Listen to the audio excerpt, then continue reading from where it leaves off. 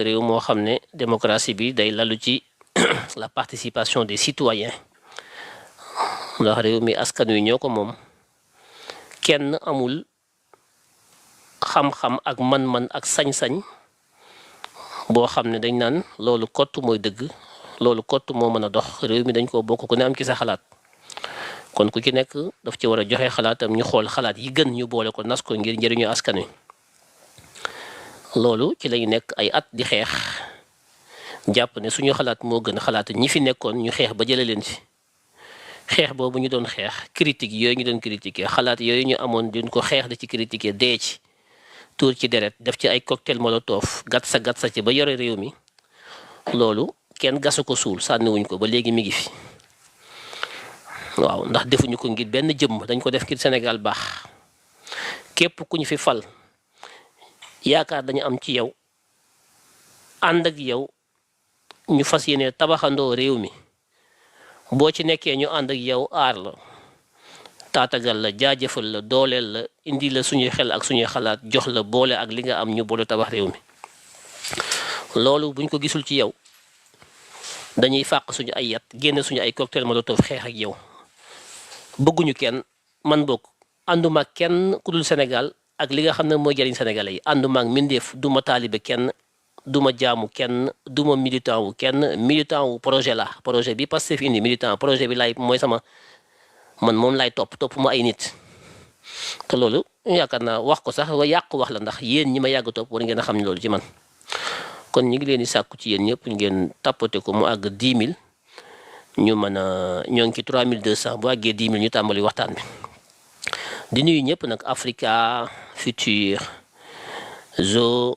Cee yaa ngi ree waaye ñu ngi lay nuyu di wax ne Sénégal li koy defar nekkul ay gëm-gëm li koy defar nekkul ci ay topp ay nit ñu takk buum ci sa baat li koy defar mooy te loolu Ousmane Sonko wax na ko ba tey wax na ko ci livre solution wax na ko ba tey mooy ñu fexe ba ñun ñëpp kenn ku ci nekk nga yeewu gu toll ne xam-xam gu toll ne bëgg réew mi bëgg gu toll ne farlu ak taxaw temm ak ànd ak Pastef ku mat goo xam ne lépp lu ñuy def ci réew mi di ko nas ak nocci yow jëmm ji di doomu réew mi da nga cee war a am xalaat bu ñor boo xam ne du nekk xalaatu yëg-yëg waaye xalaatu xam-xam lay doon nga fexe ba xalaat yooyu li ci ëpp doon lu baax lu rafet ñu boole ko nas ko jox ko ñi nga xam ne ñoo nekk ci bopp réew mi ñu doxal ko ndax ñëpp mënuñoo nekk ci biir réew mi ñëpp mënuñoo nekk ci biir état bi ñëpp mënuñoo am ay ndomba tànk bu yàlla dogalee ñii falu wuñu ndax ñëpp mënuñoo falu ñi falu dañoo war di déglu ñi faluwul di taataan seeni xalaat di ko càmbar di xool la ca gën ñu di koy doxal ndax mënuñu laa fal nga bëgg a doxal lu askan yu bëggul Macky Sall mi ko doon jéem dañ koo folli sànni ko ca àll ba bu ko Sonko ak Jomaay defee dañ leen di folli ndax léegi ñun xam nañ naka la ñuy fale xam nañ naka la ñuy follee duñu fi fal kenn nga naan damay def lu ba neex duñu bàyyi kenn nga def li la neex li askan yu bëgg la ñuy def par force duñ ci neexal kenn wala ñu xeex ak yow ndax mën nañoo xeex loolu tant que Sénégal àggul foofu réew mi du dem li ñu bëgg Ousmane Sonko lu ñu bëgg projet bi lu ñu bëgg Jomaay Sénégal moo ma gënal Ousmane Sonko gënal ma projet bi gënal ma Jomaay lu ñu leen bëgg cofeel bu ñu mën a am ci ñoom cofeel googu du ñëw mëdd suñu responsabilité suñu wareef yi nga xam ne am nañ ko ci fexe di leen joyanti ci fexe ànd ak ñoom naan leen déet du ni déet nii la lii baax na lii baaxul loolu tant que sénégalais bu nekk amul boobu taxawaay réew mi du dem réew mi du Ousmane Sonko moo koy doxal du Jomaay moo koy doxal du Macky Sall moo koy doxal du kenn moo koy doxal ñun sénégalais yi ñoo koy doxal ci suñu tolluwaay suñu responsabilité suñu parlu suñu taxaw temm xam li ñu bëgg tànn ay nit jiital leen ba noppi ne leen doxalal leen ñu suñu programme bi amul jàdd gauche amul jàdd droite ku ci jàdd droite na ko yet wi dal tant que réew mi àggul foofu ci ay doomi réew yu àgg foofu nasu ci mbooloo Sénégal du mas a baax dañuy jëggaani rek jëggaane ñoo ngi ci 6600 bu àggee 4000 ñu tàmbali donc damay tàngal xandal gi laay wëndeel nii pour mu tàng waaye tàmbaleeguñu avion balaa décoller da ngay gis hélice di tourner fan moteur bi tourner hélice bi tourner fi mu toll nii xandal gi loolu lañ tuddee xandal mooy hélice gi moom laa nekk di def nii di tàngal moteur bi di tàng pour xandal gi mooy hélice yi moom laay tourner nii pour moteur bi tàng balaa avion bay décoller donc bu àggee 10 000 xandal gi tàng moteur bi tàng avion bi soog a daw kon jàpp leen ci ngeen tàppate ko mu yaatu ñu mën a def waxtaan ñu ngi leen di ziar yéen ñëpp heureux d'être au noir waaw heureux d'être là merci bon le plaisir est partagé mbégte mu ngeen am ci nekk ci ëtt bi di ko teewlu mbégte bu ngeen ci am rek xam leen na am naa ci lu ko raw ndax booy wax it da ngay bëgg ñu déglu la boo doon wax ba noppi kenn du la dégloot xëy na di nga def sa wareef en tant que citoyen waaye nag nit ñi lay dégloot mooy sabab bi mooy fexe ba li ngay wax mu dugg ci doomu aadama yi ñu mën a déglu ndax léeg-léeg nga déglu jël léeg-léeg nga déglu bàyyi ndax kenn forcé wul kenn dama bokk ci réew mi ngeen bokk ci réew mi ma am ci xalaat nga am ci xalaat man sama bos ma di ko yebbi di ko teg yow yaa ngi taataan boo ci gisee njëriñ bu la neexee jël boo ci gisee loo xam ne d'accord ci neel d'accord mo ci bako fa wala nga lay ko wala nga duppan ñu ko wala nga soppi ko wala bokk nga joyanti ko bu ci kenn am sikk sàkk kenn mënul lépp kenn xamul lépp kenn sañul lépp lu ci nekk nañ ko teg ci penc mi ku ci nekk indi ci sa xalaat loolu mooy liy defar Sénégal waaye man rek maa man rek maa xam man rek maa sañ bu ma defee bu ci kenn teg baat li may def bu ci kenn wax li may def bu ci kenn critiquer mbindeef amul boobu maqaama kenn amu ko ndax lu ñëpp bokk lañ daan wax du ba ñu nekkee ci opposition bi ñu tëj ci kaso yi lu ñu daan wax lu ñëpp bokk ñëpp lan wala fàtte ngeen ko léegi dañoo nekk pouvoir nag léegi gars yi dañoo commencé nag pouvoir nag lu ñëpp bokk ñëpp lan lu ñu daan wax lu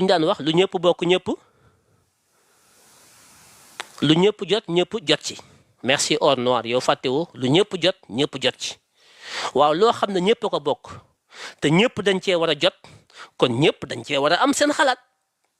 waaye nag doo ko fi waxee bu ko fi wax loolu moom kenn amul maqaama bi tëj internet yi naan dañuy créer ay loi yu bees ak yi dañuy réguler réseaux sociaux yi kenn mënu koo réguler c'est pas la peine ndax ñun réseau social moo ñu fal Ousmane Sonko bu amul woon Facebook am Ousmane Sonko du falu waaw ñu ñëw falu ci Facebook falu ci TikTok falu ci lépp ñu am ministre de l'éducation Alioune Sall boobu boom faloo ba léegi mi ngi lëcc pour bëgg a teg ay loi pour lan looy réguler Macky Sall mi doon jéem a réguler TikTok da ko faa bax dañ ko folli dañu ne ngeen liggéey te ngeen bàyyi taf yëngal du liggéey weew oto nekk ci ay lois ça c'est du jacobinisme démodé c'est pas parce que vous êtes apte à faire les lois que vous travaillez du def ay lois problème bu am nga ne loi nga ko régler déedéet c'est pas les lois qui règlent les problèmes vous allez créer une république à 1000 feuilles comme en France lu xew France ñu ne loi c'est pas parce que da ngay jël ay lois que tu règles les problèmes sont d'ordre anthropologique sociologique et culturel loi yi mën nañ ci régler lenn lii mais mënuñoo régler tous les problèmes dafa am problème yoo xam ne éducation moo koy régler dialogue moo koy régler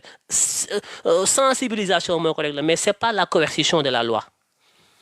loolu nag ko am xam-xam moo koy def waaye ku ñu fal nga jëw toog yaakaar na yow parce que tu es à la majorité tu es dans l'exécutif boo demee assemblée sa lépp jàll ngay def ay loi rek acca tu veux légiférer les médias les réseaux sociaux par la loi on va voir ça ne passera pas man nag du ma ànd ak nit nag di ko bàyyi muy def loo xam ne teguwul may am la complaisance ou l'hypocrisie di ko làq dama koy wax mu dégg non mu ne imam ça passe sur YouTube non ça passe pas sur YouTube pour l'instant c'est juste sur TikTok après dinaa ko download maanaam dinaa ko télécharger def ko ci YouTube bi après mais là c'est sur TikTok bon ñoo ngi ci 12 000 et quelques ngeen jéggal ma mais ba léegi ngeen tapoté ko mu yaatu kon tey ñu waroon a li ma doon def sànq ba léegi dama doon tàngal xandal gi mooy hélices yi moteur yi pour mu tàng kon tey mbokk yi ginnaaw bi ñu defee suñu introduction ci sant leen ci wax les principes généraux yi nga xam ne mooy gouverner suñu combat bi nga xam ne ça fait des années ñu ngi koy xeex ngeen xam ko ma xam ko ñun ñëpp ñu xam ko ba tey yàlla dogal ñu agsi ci li nga xam ne moom lañ doon yóotu te mooy jot ci réew mi yàlla jox ñu ko ñu am président Bassirou Diomaye Diakhar Faye am premier ministre Ousmane Sonko ñu décliner la vision am gouvernement am ay directeurs généraux am ay PCA am ay ambassadeurs am ay consuls mais aussi am des militants et des sympathisants yu nekk fa ñu nekkoon di def la ñu doon def ngir réew mi baax loolu tey moo sabab ma dellu si waat fii tey taxaw di wax ak yéen ci li nga xam ne mooy suñu wareef ñun en tant que citoyen porteur du projet défenseur du projet waaw ren léegi nag neex na projet bi neex na ñee ngi falu ñee ngi noos ñee ngi ci 4x4 ñee ngi dugg ci hôtel yi 5 étoiles yi léegi neex na mais daaw ci heure bii on est le 25 janvier 2024 25 le 25 janvier 2024 at bii weesu ci tey ji ci bis naka tey jii dem leen ngeen xool archive yi xool fu Sénégal tolloon xool ñu bari tey ñu taxaw jamono bii daaw fu ñu nekkoon ak lañ leen doon def ak fu ñu newoon ak ndax nit ñi gisoon nañu leen booba tàng na lool booba jafe na lool booba këppatal la ku génn ñu jàpp booba neexul de suñu mbokki patriotes yi les vrais combattants les vrais patriotes mooy ñi dew ci kaso yi mooy ñi dóor bal yi mooy ñi nekkoon ci diaspora bi di xeex ne ñoom duñu bàyyi bu Macky Sall tëjee TikTok ñoom duñu bàyyi su Macky Sall tëjee ñoom duñu bàyyi su Macky Sall reyee ñoom duñu bàyyi ñu nekk ci réseau bi rek di pousse aller au combat en avant en avant en avant en avant le projet rek ça passe ou ça casse mais Macky Sall moom c'est terminé ñoo ñee nekkoon fi daaw ci bi ñoo nekkaat fii tey taxaw di wax duñu bàyyi mukk duñu bàyyi mukk kon xamante nañu lu bees amu fi il y a rien au monde qui va nous pousser à nous compromettre à oublier le projet à tourner le dos au projet à lâcher le projet dañuy ànd ci projet bi indi ci suñu xalaat buñ ñu ci nanguwul déglu ñu xeex ak ñi nga xam ne ñooy incarner le projet kese parce qu'on a les moyens de notre combat ñun mën nañu xeex dañuy ànd co-gérer le projet co-construire ce pays par respect mutuel su mënta am ñu fàq suñu ay yet xeex ak ñoom parce que il ne s'agit pas d'hommes ou de femmes il s'agit du Sénégal loolu ñëpp dañ ko war a xam on sera moi bokk je serai intransigeant par rapport à ça intransigeant parce que j'ai les moyens de mon combat je sais me battre wallahi azim je sais me battre te ku ma xeex di nga xam ne xeex naa la man dama mën a xeex laaj leen Macky Sall man ku ma xeexal di nga xam ne man damaa xeex fasuma yéene xeex pour le moment mais j'accompagne le projet parce que dama ci sonn pour projet bi aboutir ak si fi mu ak si tey kon man dama war a défendre le projet mais dans la vérité et dans l'intérêt général et dans le respect mutuel nawlonte mais ñu fal la nga yaakaar ne kenn warul la critiquer mais si les critiques sont objectives les critiques ñun critique moo fal Ousmane Sonko critique moo fal Bassirou Diomaye Faye critique mooy l'ADN de Pastef Pastef n'a rien fait que de critiquer pendant 10 ans on a fait que critiquer critiquer moo ñu falu ne léegi kenn du critiquer pourquoi fu ñu ko teg on va continuer les critiques parce que les critiques mooy le dynamisme vers le progrès il n'y a pas de progrès là où il n'y a pas de critique si les gens ne veulent pas être critiqués qu'ils rendent le tablier on ne peut pas mënoo gérer lu ñëpp bokk yi li askan wi yëpp moom ñu teg ko sa loxo nga ne kenn du la duut baaraam ku ko bañ nga delloo askan wi moomelam ku bañ ku la duut baaraam li askan wi moom nga delloo ko askan wi mënu laa dénk ba noppi nga ne askan wi wërta wax ku ko bañ nga tekki sa ndomba tànk askan wi dina wax bu baaxee askan wi dina wax su yéesee par force loolu na leer loolu moom naa ngi leen ciy woo yéen ñëpp ku ko ki def yaa ngi def li gën ci réew mi ku ko deful tamit yaa ngi lor askan wi parce que la Macky Sall nekkee woon ñu di ko critiquer bu ñu ko gisee ci ñii critiquer leen fii la Ousmane Sonko taxaw ñu ngi ci kujje gi wax ñëpp dégg ne ci ñun suñu biir moo xam sympathisant yi la moo xam militant au Pastef yi am na ci ay jikko ak jëf yoo xam ne moo yées li nekk ci biir Macky Sall ba ko Ousmane Sonko di wax booba falaguñu kon kay ñun lépp baaxul ñun duñu ay maasum duñu ay yenantu duñu ay nit yoo xam duñu ay malaaka yoo xam ne lu ñu def baax na ñu ne kenn du ko wax pour lan parce que ci naafeqisme ci naafeq lañ bëgg a yore réew mi kenn du ko yor ci naafeq Ousmane Sonko leeral na loolu bu yàgg ci dëgg rek ci teg ji carte sur table kese loolu moom dañ koy fàttali saa su ne kon mbokk yi tey di wax li nga xam ne mooy li ma bëgg a wax benn sujet bari na li ma war a wax bari na mais lu ci bari du ma ci wax am na lu bari lu ma war a wax ki gëj na maa wax mais ci benn thème laa bëgg a wax tey muy kii di le ministre Abass Fall chargé donc de l'emploi et du travail des relations avec les institutions fan yi ñu gis na dafa dem Qatar dem signer fa ay convention ay accord de partenariat boo xam ne day tax Qatar mën a may Sénégal mu jox ko ci ay doomi réewam ay nit yoo xam ne daañu mën a dem liggéeyi Qatar di fa fayiku am fa payoor nekk fa di liggéey waaye nag Qatar nee na soxlawuñu ay làppato ministre Qatar bi nee na Abass Fall soxlawuma ay làppato soxlawuma yalwaankat soxlawuma doomi ay ndongo daara soxlawuma ko boromi sëriñ soxlawuma kuy takk jéll soxlawuma ku yor kurus soxlawuma ku naan di woy sama sëriñ soxlawuma kuy takk ndomba soxlawuma ku yer pot di yalwaan almuuda soxlawuma ku xamul dara soxlawuma ku génne ki daara yi jàngi alxuraan nga la di ñëw déedéet xataar nee na ñun ay jullit lañ mais soxlawuñ loolu lu leer la wax Abbas ne ko loo soxla mu ne ko ay médecin yu jàng ba xarañ laa soxla ci ñi fi war a ñëw ay logisticien yu xam transport ak logistique yu am ijaasa jàng ba mokk ñooñu laa soxla ay informaticiens yu jàng xarañ xam technologie de l'information laa soxlawuma ay lapto soxlawuma ay yelwaankat soxlawuma ñuy cantaka gàmmaka màggale ko yu kenn xamul xataar nee na ñun soxlawuñ lool ndax dañuy liggéey ñun xëyuñu tëdd Abbas na ko loolu am na Sénégal bu soobee yàlla daañu la ki duyal ba nga doyal ma ne man damay bëgg a jommi wala man damay bëgg a waaru ñun suñu projet bi ñu ne am nañu 4000 cadres on a tout dans Pastef loolu la ñu yàgg wax sénégalais yi tëgg projet bi defar lépp Ousmane Sonko nañu bu ngeen ñu falee amul temps de grâce maanaam bu ngeen ñu fayee bu leen ñu may sax ñu naan naam dara bis bi ngeen ñu falee taxaw leen temm bis boobu bu leen ñu may dara Ousmane Sonko moo ñu ko wax bu leen ñu may benn bis boo xam ne da ngeen ñuy bàyyi naan dañ leen di may ngeen accès ngeen dal ak ngeen summi seen turki njaarim wékk ko ci portemanteau bi Ousmane Sonko nee na bu leen ñu ko may bu ngeen ñu déggee ne fal nañu rek fàq leen seen yet topp ñu ndax réew mi dañ koy tabax ndaw ñee ko war a tabax bu kenn génn réew mi bu kenn dem réew mi sénégalais yi ñoo koy tabax Ousmane Sonko koy wax de ma gëm ko waaw ñun population bi doyuñu ndax dañoo am waaw dividende démographique ma ne ko déet foofu d'accord ma ak yow Ousmane Sonko une dividende démographique mënoo koo am ci population boo xam ne formé wuñ leen mënoo koo am ci population wu làppato mënoo koo am ci population buy gàmm ak cant kese mooy seen métier ak fecc ndagar wala mënoo koo am ci population boo xam ne amuñu niveau amuñu accès à l'emploi la dividende démographique requiert dafa soxla des qualifications dafa pour nga mën ko am il faut nga nekk dans un pays boo xam ne l'économie dafay yokk ba ñu soxla ay nit comme Qatar le Qatar aujourd'hui dafa am déficit démographique boobu dafa dem ba développement wu Qatar ni mu développé woo ci wàllu koom dafa dem ba dañoo soxla ay doomi aadama ñoom seen population mënta mëdd li ñu soxla ci wàllu liggéey loolu mooy fu dëkk yooyu ñoo mën a am dividende démographique tey Qatar su ko neexoon mu def politique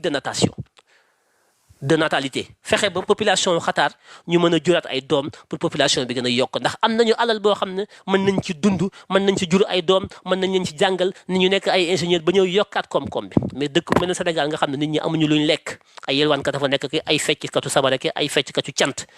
ak yelwaankat ki ay tappalekat nga naan dividende démographique non monsieur le premier ministre je suis désolé la dividende démographique dafa requérir ay préalable mooy une bonne formation qualifiée un marché de l'emploi propice réew moo xam ne da ngay jàng ba noppi am qualification am chance pour liggéey réew moo xam ne da ngay am formation réew moo xam ne économie ba day dox boo xam ne day créer marché de l'emploi boo xam ne boo paree mën a am liggéey ñooñu ñoo mën a wax na ñoom am nañu dividende démographique bu ñu amee population buy yokk mais pas ay réew yu mel ne Sénégal di ay réew làppato des fois dañuy dégg ay concept di ko répéter alors que concept bi dafa am ay préalable dafa am ay conditionnalité ñun suñu surpopulation handicap la du avantage plus on fait des enfants au Sénégal plus on est pauvre plus ñuy gën a jur ay doom di gën a takk ay jabar ñuy gën a ndóol parce que suñu croissance démographique suñu population ni muy yokkee dafa exponentiellement plus rapide que nos croissances économiques il n'y a pas d'économie là où il n'y a pas de démographie l'économie est tributaire de la démographie di jur ay doom takk ay jabar yaakaar na doom yu bari jabar yu bari yi loolu chance la pour réew mi soqaliku déedéet il faut faire la corrélation le link pour que la dynamique démographique soit corrélée à la dynamique de la croissance économique c'est de l'économie pure li may wax c'est ça la vérité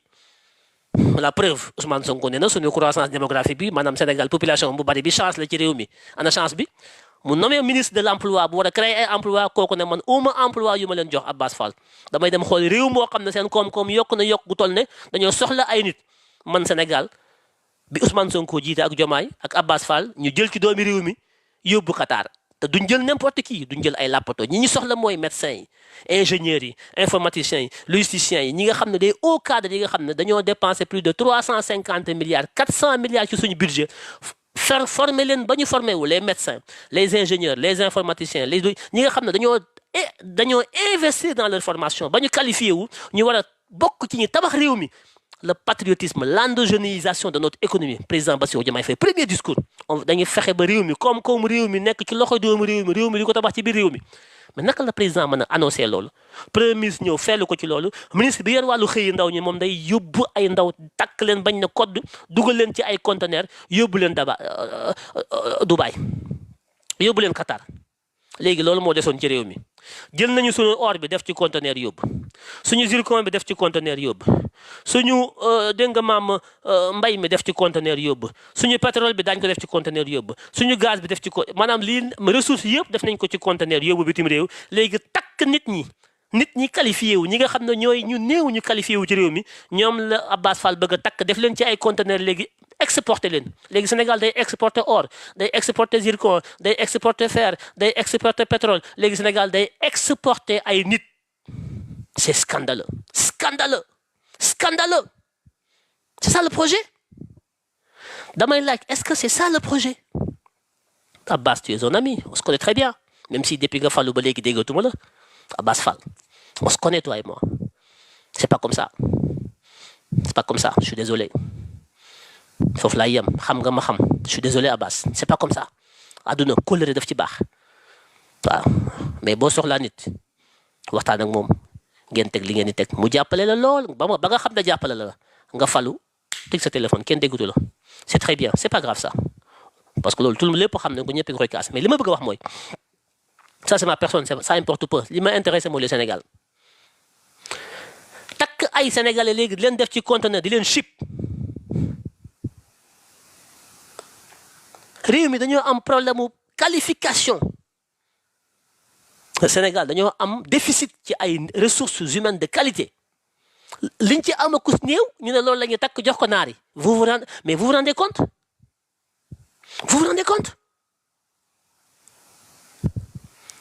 jël suñu médecins yi jamono bi nga xam ne Sénégal ku fa feebar dee suñu plateaux médicaux yi médiocre on a des facultés de médecine les meilleures en Afrique Sénégal Marocains yi ñëpp fi la ñuy jàngee si bu ñu paree ñibbi seen i réew dem nekk seen réew di ko servir ñuy former ay médecins dans ce pays régime Bassirou Diomaye Diakhar Faye ak Ousmane Sonko Abass Fall ministre du travail nee na dañuy jël médecins yooyu yóbbu leen Qatar am ñu koy défendre ci réseau yi ay naan oui lu baax la parce que dañuy dem ay emploi tout ça mais vous vous rendez compte mais je me rends compte que réew mi bariwul ay xam-xam passé bi bari na ay cadres mais beaucoup de cadres sont des cadres en bois on est cadre en quoi jël say médecins say ingénieurs say ñi nga formé ci réew mi ci ay milliards yoo xam ne ci budget bi nga formé leen ñi leen jàngal leen formé leen seen papa yi éducation li ñu ko daj yëpp ba ñu paree ba nekk ay médecins nekk ay ingénieurs nekk ay informaticiens au lieu que ñu créer les cadres propices pour que ñu mën a trouver ay liggéey ci réew mi mën a contribuer au développement de ce pays comme ni ko président Diomaye wootee réew mi doomi réew mi ko tabax Ousmane Sonko ñaata yoon la ko wax ci àdduna ñu ne léegi dañuy jël ñi fi xaw a am qualification kus néew nga xam ne doyul sax ci réew mi li ci réew mi soxla dafa des dañoo am déficit ci qualification gis nga barki démb lañ dagee l'administration ñoom ñëpp ñu ngi def séminaire à Diamniadio on a des failles notre système administratif a des failles nous avons des défis à relever il nous faut des ressources humaines de qualité dans toute notre administration jamono bi ñu war a résoudre ces problématiques ñu ne dañuy takk les cadres yi nga xam ne ils sont formés yóbbu jox ko waa Dubaï parce que Dubaï dañu ko soxla quoi c'est une haute trahison c'est scandaleux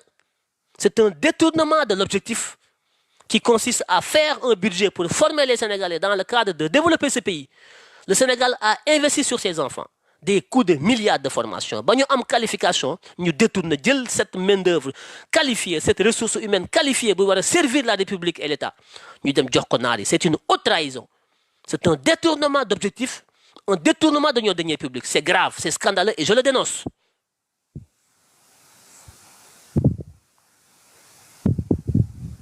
Non, le Qatar n'a pas besoin de chômeurs. Qatar, képp ku nekk chômeur Sénégal doo dugg Qatar. Sénégal Qatar soxlawul ko Sénégal Qatar convention bi li ki nekk lu leer la du chômeur de Qatar def na domaine médecine dama cee soxla ay médecins ingénieur informatique dama cee soxla ay ingénieur informatique transport logistique dama ci soxla ñoo xam ne ñu qualifié lañ qualification du jàng rek am ay diplôme nekk chômeur boo nekkee chômeur kenn du la jël parce que amuloo expérience Qatar ñi mu soxla mooy médecin yi exercer Sénégal nekk ci hôpitaux yi nekk ci clinique yi ñooñu la soxla ñi mu soxla mooy ñii liggéey ingénieurs yi liggéey ba am expérience seen CV yi ñooñu ñooy dem Qatar du yéen làppato yi taxawaalu naan am naa diplôme te mosu leen a liggéey yéen Qatar soxlawu leen parce que Qatar amul temps di leen former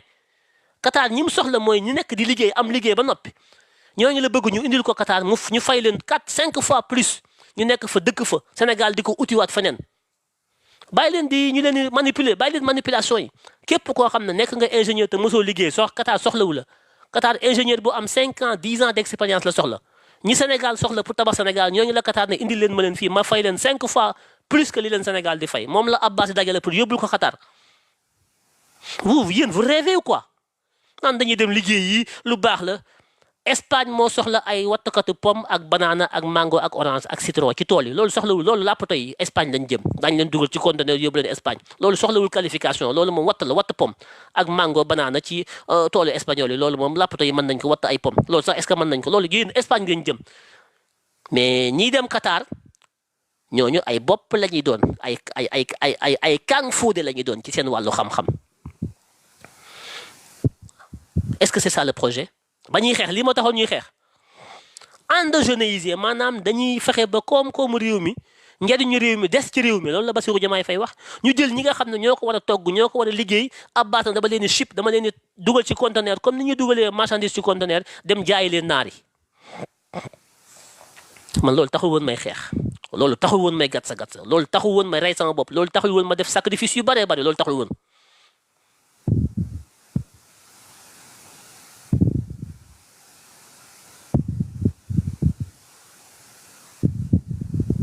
taxul woon may xeex dañu ne ngeen ànd ak askan wi ñu créer les conditions de relance de l'activité économique dans ce pays dañu ne woon dañuy ànd ñun ñëpp on a la science am nañu xam-xam mën nañu ko loolu la ñu waxoon ñun ñëpp Ousmane Sonko wax ko ba nit ñi gëm ko que li nekk ci réew mi bu ñu ko desalee ci réew mi former gone yi or bi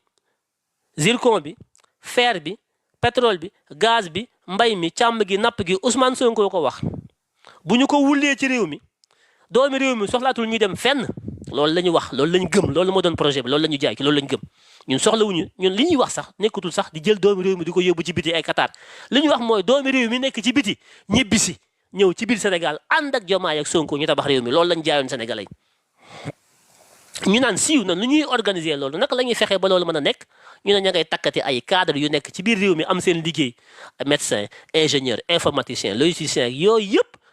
nga xam ne liñ ci am dafa néew dañ cee soxlawaat lu baree bari ba doomi Sénégalais yi nekk ci biti sax dañoo bëgg ñu ñibbisi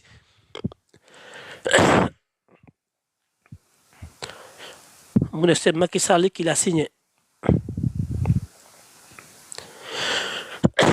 d'accord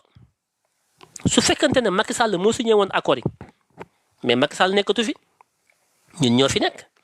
li fi Macky Sall signé bàyyi ko fi ñu annulé ko du jeex am na ay décret yu bari yu ñu fi jël ñu annulé ko am nañ fi ay contrat yu ñu fi fekk Azer gars yi renégocier ko PSD bi gars yaa ngi ciy wax ak yéen dinaa ki dikk live spécial du li fi Macky Sall bàyyi yëpp la ñu nekk di jëfe donc projet bi pourquoi ñu koy pousse Abbas di dem Qatar naan danaa leen duyal ba ngeen doyal ci ay conteneurs yu médecin ay ingénieur te ñun suñu réew soxla loolu ñun on n'a qu'à annuler ces accords maa ngi woo bépp Sénégalais ñu ngeen jóg taxaw ñu fippu ñu annuler accords yi parce que accords yi signé wuñ ko pour yéen chômeurs yi signé wuñ ko pour yéen ndaw yi dañ koo signé pour cadre yi nekk ci biir réew mi nekk ay médecin nekk ay ingénieur nekk ay logisticien nekk ay informaticien nekk ay nit ñoo xam ne am nañu liggéey ba noppi ñi ngi liggéey yor seen njaboot seen lépp ñooñu la waa Qatar na ñooñu laa soxla ñu bàyyi seen poste yi démissionné ñëw Qatar ma fay leen 5 fois plus loolu est-ce que ñun war nañ ko nangu soo liggéey bu ngeen feebaree ku leen di faj su ngeen amee ay programme dans le domaine informatique kan moo leen koy defal bu réew mi soxlaa ay ingénieur ñi ngi am pétrole am gaz Qatar gaz dong la am amul mbay amul dara ñun ñu am or am zircon am fer am agriculture am pêche am gaz bi Qatar am am pétrole am lépp soxla ay ressources humaines de qualité ci suñu réew Abbas war a wax naka la ñuy def ba former nit ñi pour ñu dem ci suñu plateforme pétro-gazière yi nekk ci offshore bi pour que naka lañ koy mën a gérer après les tubaab fexe ba nationaliser ko comme ni ko Saoudi Arabie defee ci gazam ak pétrole am fexe ba réew mi soqali ko ci doomu réew mi ñuy jël ay conteneurs di ko dugal non peu de cadres que nous avons di leen exporter vers le Qatar. C'est de l'esclavagisme, c'est scandaleux, c'est une haute trahison. Moi, je suis un patriote. Moi, je suis fan Donald Trump. C'est un homme qui me fascine. Parce qu'il n'est pas complexé. C'est un homme qui a du courage. C'est un homme qui assume ses responsabilités. C'est un homme qui tranche, mais qui ne triche pas. America first. We're going to make America great. We have to make Senegal great. loolu lañ jaay askan wi dañu bàyyi di acclimaté wu ci pouvoir ci nguur fàtte askan wi teg say téléphone di def lu la neex maa tey ça ne passera pas ça ne passera pas on sait xam nañ mën nañoo xeex on ne vous laissera pas faire on ne vous laissera pas faire croyez-moi ñu tapoté ko mu yëg s'il vous plaît on a le patriotisme dans le sang wallahi l'azim personne n'est plus patriote que nous du Sonko du Diomaye du kenn on est né patriote ñun ànd ak ñoom nag gëm projet bi bokk ko mais du leen bàyyi def lu leen neex de bu ñu ko defee dañuy xeex ak ñoom xam nañ ko mënuñu am pétrole am gaz am pêche am élevage am agriculture loolu lépp Qatar amu ko pétrole dong la am xanaa ñun war nañu am gàcc ku fekk nga ne Abbas patriote nga Ousmane Sonko patriote gàcc Diomaye patriote c'est quoi le patriotisme? Le patriotisme c'est une fierté. C'est un honneur, c'est un sacerdoce. Le patriotisme, c'est le don de soi pour l'intérêt de soi. Le patriotisme, ce n'est pas d'envoyer des Sénégalais à l'esclavage dans les pays nards, là, les Qatar ou je sais pas quoi. Là. C'est là où Donald Trump vous dame le pion. Donald Trump, il protège les Américains. Il travaille pour les Américains. Il faut Américain, Donald Trump ne pas protéger. Il travaille pour l'intérêt exclusif des Américains et sans complexe. C'est ce que je gëm sa bopp. nit da ngay gëm sa bopp mais gëm sa bopp ci làmmiñ mais gëmoo sa bopp ci jëf c'est scandaleux. L'explication économique mooy lan quand tu prends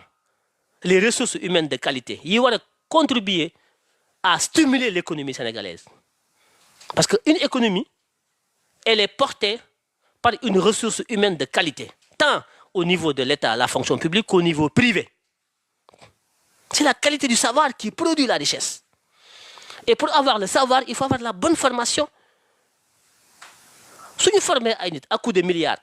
ba pare jël leen exporter leen yóbbu leen ay Qatar yóbbu leen feneen mais réew mi kan moo koy tabax koom-koom bi ñu war a am ci réew mi kan moo koy tabax quand tu prends des médecins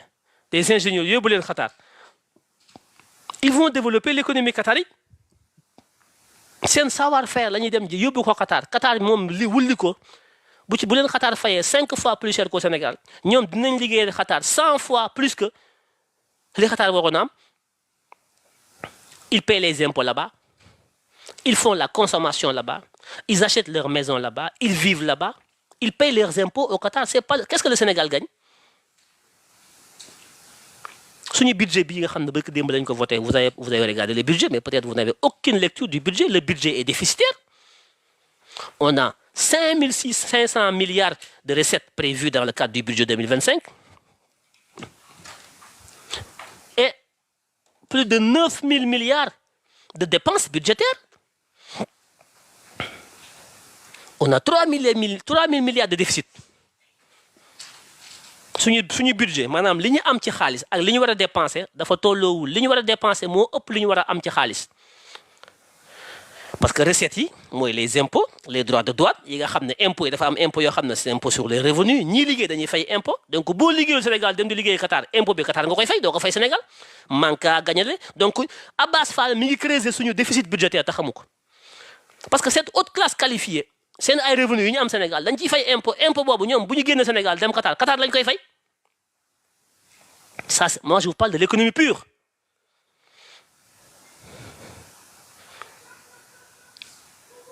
ñi am xaalis ci réew mi au cadre yi seen salaire yi ñu am dañ ciy fay revenu benn revenu yooyu dafa am ay taxes dafa am ay impôts yoo xam ne état da koy dagg mu war a dem ci recette budgétaire bi pour combler le déficit budgétaire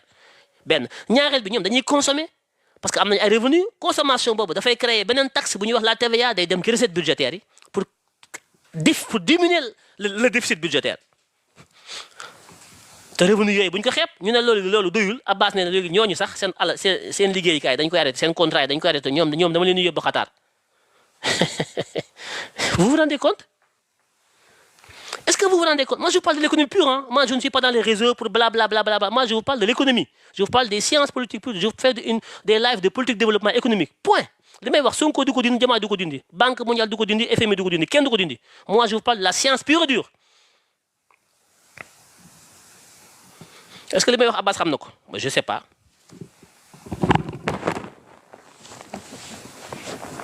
Je ne sais pas ndax li may wax Abbas xam na ko Sonko ou Diomaye je sais pas en tout cas moi je le sais et je le dis point. Quelqu'un qui pose la question. Mais ñun li ñu am ci ay ressources du jeex. Le Sénégal a toutes les ressources minières, halieutiques, sauf des ressources humaines de qualité suffisante. Ay nit yu ñu formé yu doy moo ñu manqué mais am nañu lépp lu yàlla di jox am réew jox na ko Sénégal ba mu des ay nit ñu qualifié ñu doy. Am nañ ko mais doyul liñ ci amagus néew ñoo war a tabax réew mi ànd ak Diomaye ak Sonko Abbas mi ñu jox emploi bi nee na moom da leen di def ci ay conteneurs yóbbu leen ñu dem liggéeyi Qatar parce que foofu il gagne plus amul kenn ko amul métier kuy dem Qatar. Convention yi ñoom bi ñu koy signé conditions yi bis bi nga ko gisee di ngeen xam ne lépp dëgg la ku mës a liggéey doo dem Qatar ku amul qualification minimum 5 ans ci sa domaine doo dem Qatar ku amul au cadre yi ñu soxla ñoom Qatar du dëkkub làppato foofu amul ay diwoy sama sëriñ nag ay màggale ki cant amu fa foofu nit ñi dañuy xëy liggéey ñuy liggéey lañ soxla ñu am expérience ñoo xam ne dañuy ñëw agsi tey commencé liggéey tey commencé produire tey soxla wuñu ku ñuy formé génne leen seen xel dañ leen di nax de lu leer laa leen di wax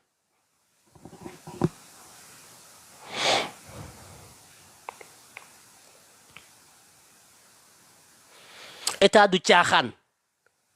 état du foowukaay état du lu ñuy dugg di làmbatoo ko tâtonner ak i signé lu ñëw nga signé ak di photo wu def ci réseaux sociaux yi làppato yu jëg di tàcc kenn ku nekk di wax ñi ëpp xamuñu li xew. Le Sénégal est à la croisée de son chemin. Le Sénégal est en danger aujourd'hui. Pourquoi? Parce que Macky Sall nous a laissé un pays en ruine. Le président Diomaye l'a dit barki démb ci seen séminaire bi que la situation financière de ce pays sur le plan budgétaire est à un niveau de quasi-faillite. C'est-à-dire que amuñu benn marge de manœuvre sur le plan budgétaire. Mais ça, moi, j'ai pas attendu que Diomaye di ko wax ma xam ko. Quand j'ai regardé le budget 2025, j'ai compris que 2025 sera une année d'enfer. Préparez-vous, hein. Le déficit est abyssal. L'endettement est à un niveau jamais égalé. Je vous parle d'économie, hein. Je vous parle de finances publiques. Voilà, il y a trop de blabla dans les réseaux sociaux, blablabla, mais pour vous parler de quelque chose qui vous intéresse, de quelque chose qui fait avancer, c'est rare. Demandez à Abbas Fall de publier la convention. Li mu signé ak Qatar nañ ko publier. Yéen ñi tàcc ba da ngeen tàcc liñ ne signé nañ ko da ngeen xam lan moo nekk ci biir benn wax dong leen ci wax mooy 1000 personnes yuy dem Qatar xaw ma lan 1000 mais xool leen convention bi ngeen xool conditions yi ngeen xool profil yi Qatar soxla conditions yi ko Qatar teg demander à ce que Abbas le ministre li mu signé na ko publier te daf ko war a publier su ko publier ngeen fàq seen yat yéen ñëpp. su Abbas li mu signé bu ko defee ci réseau yi bés bu ko publier yéen ñi ko doon défendre ñëpp da ngeen ne lii duñ ko d'accord parce que crème mu réew mi crème ñi nga xam ne ñoo war a tabax réew mi ñooñu la Qatar ne dañ ko jox. Pourquoi? maak Abbas a ànd ñoo xeexandoo ñoo falandoo nguur gi fi nekk man sama nguur la man sama pouvoir la mais ànd ak Abbas ak Sonko ak Diomaye du tax ñoom lu ñu def ma ne gongo déedéet man intérêt Sénégal laa ànd ak ñoom.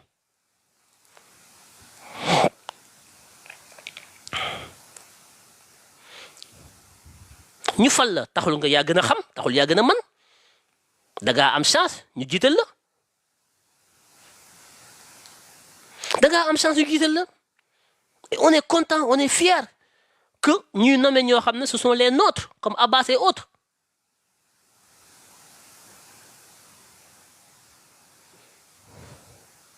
mais loolu ñun dañ ci am xalaat parce que ñoom bu ñu faloo ñun ñoo leen fal ñoo xeex ba ñu falu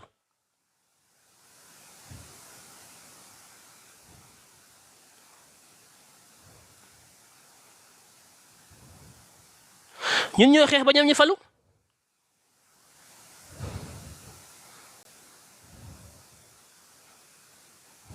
kon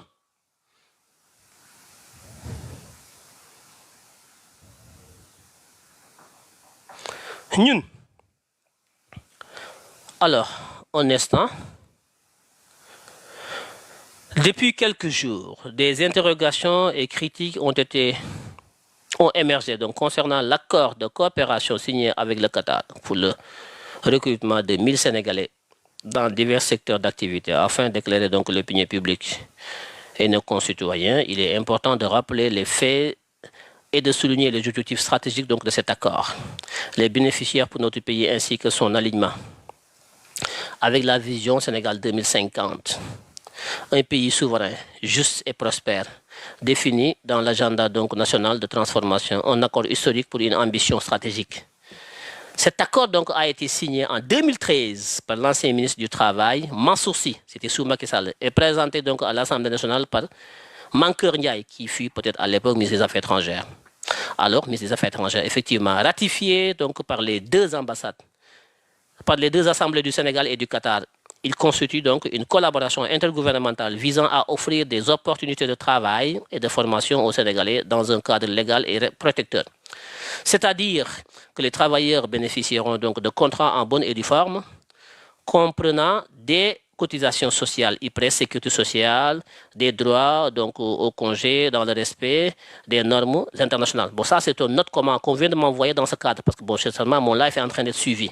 Mais tant pis. C'est un ami qui me l'a envoyé. Bon, je l'apprécie très bien. C'est quelqu'un qui est formidable d'ailleurs. Il fait partie des rares de passifs que je soutiens de par sa rigueur. Donc déjà, les messages de lire, c'est une synthèse. Hein? Bon, c'est une note d'explication parce qu'il y a du bruit. Bon, on a dû faire une note d'explication. Mais rien que ça, 1000 Sénégalais dans des secteurs d'activité divers. Lesquels? Point. On aurait pu nous dire dans telle ou telle ou telle ou telle activité. Nous avons bien activité. Les profils, ce sont lesquels? Non, mais qui convention bi nañu publier convention yi ba sénégalais yi gis buñu publier convention bi sénégalais nañ xamné li c'est pas fait pour la jeunesse là qui n'a pas d'emploi, qui n'a pas d'expérience. Convention bi ñi ci bénéficier c'est comme les États-Unis. Les États-Unis ont un programme comme ça, le programme de la loterie nationale américaine là. Chaque année ils font des loteries là à travers le monde pour aspirer des gens qui vont venir vivre aux États-Unis pour avoir la green card. Pourquoi ils le font les Américains? Ils le font pour capter les ressources humaines de qualité du monde. Parce que les États-Unis sont dans une compétition vis-à-vis de la Chine, la Russie, tout ça. Donc, les ressources humaines de qualité américaine ne suffisent pas. Il faut pomper l'ensemble des personnes qualifiées du monde pour les faire venir aux États-Unis. C'est une puissance. Ça permet aux Américains de produire, d'être aux pointes de la technologie, de l'information, de la finance et tout ça pour être plus grand, comme le dit Donald Trump. America greater. We are here, we are fighting to make America greater than greater. C'est ça le patriotisme. Le patriotisme ne peut pas s'accommoder du mimétisme et de la peur. Il faut s'assumer. Donc, il y a une note, mais la note, elle est approximative, elle n'est pas précise au détail. Une convention doit être... Bon, c'est depuis Macky Sall, je suis d'accord. Mankeur Ndiaye 2013,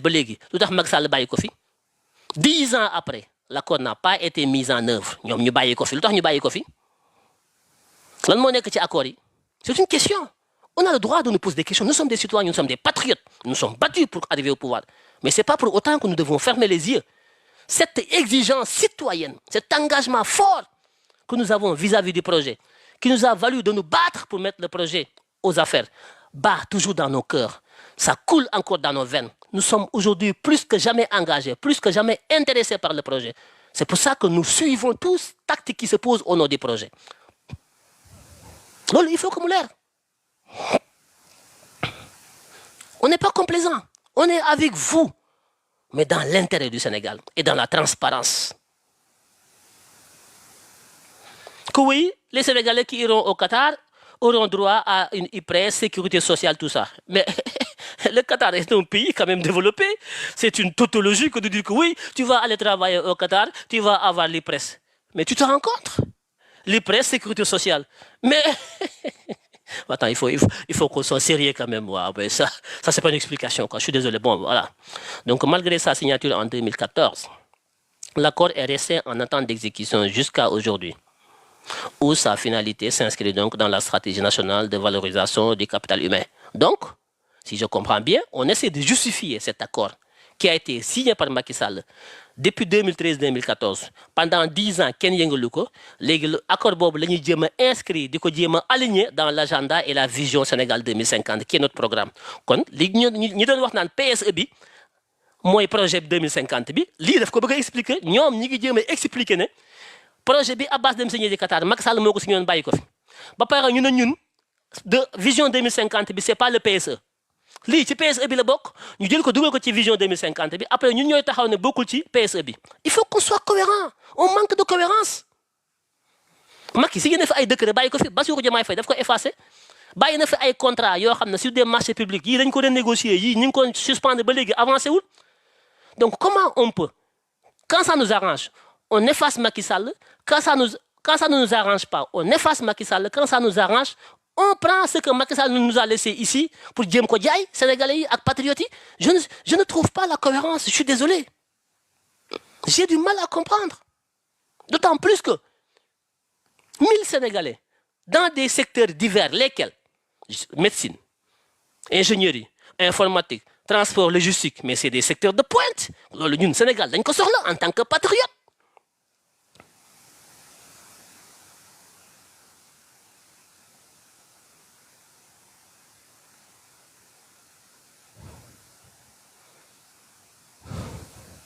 Cet accord n'est pas un simple envoi de main-d'œuvre à l'étranger. En effet, à l'horizon 2050, le Sénégal ambitionne de devenir donc une nation souveraine et prospère, avec une économie compétitive, s'appuyant sur des compétences locales robustes et diversifiées. Il s'agit à l'arrivée donc de doter les jeunes du Sénégalais, bénéficiaires donc de ces secteurs stratégiques, des contrats d'une formation avancée et d'une expérience internationale dans des secteurs stratégiques tels que la technologie, les sciences, la médecine, la logistique et bien d'autres. Vous voyez là, les millions de noirs sànq ne ci yenn domaine la ñu ngi koy génne fii nee nañu yóbbu Sénégalais yi Qatar pour ñu am formation la. Le Qatar n'a pas besoin de jeunes à former. Le Qatar n'a pas le temps de former les gens. Le Qatar veut des profils déjà formés, qui ont déjà exercé, qui ont de l'expérience pour venir travailler d'office dans les domaines logistiques, dans le domaine des sciences, dans le domaine de la médecine et dans le domaine de la technologie. Mais le Qatar a raison. Moi, j'ai rien contre les Qatariens. J'ai rien contre Donald Trump. J'ai rien contre... Chaque peuple travaille pour sa patrie, pour son développement, pour son peuple. Les Naar, amnañu xaalis bu ñu mënee jënd suñu main-d'œuvre qualifiée, bu ñu mënee jënd suñu ressources humaines de qualité à coût de milliards, mais ils le feront. C'est à leur profit. Ñun nañu nekk di exporter suñu lépp rek, on a exporté toutes nos ressources, maintenant ressources humaines et modestes, il faut les exporter. Moi, je suis contre cela, je m'oppose.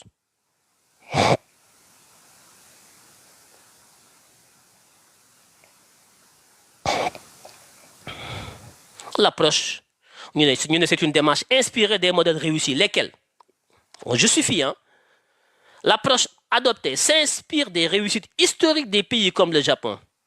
pendant la révolution Meiji et la Chine au XXIe siècle, qui ont envoyé leur jeunesse à l'étranger pour acquérir des savoir-faire et des technologies. Non mais les Japonais et les Chinois n'ont jamais été quelque part dans le monde pour apprendre quoi que ce soit. C'est une erreur monumentale de dire ça. Les Japonais et les Chinois ne sont allés nulle part dans le monde pour apprendre quoi que ce soit. Les Chinois et les Japonais ont développé leur propre développement endogène dans leur pays. Les Japonais ont bénéficié des investissements américains qui ont permis au Japon d'endogénéiser son économie, d'industrialiser son économie de pointe, pour aujourd'hui être ce qu'il est aujourd'hui, le Japon, une très grande puissance industrielle, économique, technologique, qui a pu, avec les Américains, transférer leurs réserves financières vers la Chine pour développer l'industrie chinoise. Mao était le théoricien idéologique, Deng Xiaoping était le théoricien économique qui a été aux États-Unis et au Japon pour leur demander d'amener leurs investissements. On n'a pas besoin de demander au Qatar de nous prendre nos nos ressources humaines de qualité, on a besoin de demander au Qatar d'amener leurs investissements au Sénégal, investir au Sénégal, qu'on travaille ensemble pour former nos Sénégalais, pour que le travail se fasse au Sénégal, pour que, dans le cadre de notre budget, que ce travail impacte notre PIB et notre PNB. C'est ça l'enjeu, pour réduire le déficit colossal de notre budget. Mais dire que le Japon est allé apprendre, je ne sais pas quoi. Vous avez une fois vu les Japonais aller? Non, les Japonais ont travaillé avec les Américains. Parce que les Américains ont noué des coopérations avec les Japonais pour transférer la technologie au Japon. Les Japonais, le modèle de développement économique japonais est le modèle qui me plaît le plus au monde. C'est un modèle inclusif, un modèle qui correspond à leur idéal sociétal, culturel, tout ça. Le modèle japonais est un modèle unique. Et d'ailleurs, ça a inspiré le modèle chinois aussi. Nous voulons nous développer avec les Qataris du Yobusuni Enit. Mais vous pensez qu'un médecin qui gagne 1,5 million au Sénégal, vous l'amenez au Qatar et il gagne 5 millions. Vous pensez qu'il va rentrer là au Sénégal pour venir faire quoi là-bas? Attendez là, il faut qu'on soit sérieux, qu'on se respecte aussi, qu'on arrête aussi de manipuler les gens. Le médecin sénégalais qui gagne 1 million, vous l'amenez au Qatar et il gagne 5 millions. Vous pensez qu'il va revenir au Sénégal? Quand est-ce qu'il va revenir au Sénégal pour servir le Sénégal? Il va revenir pour gagner 5 millions? Il faut qu'on soit sérieux quand même.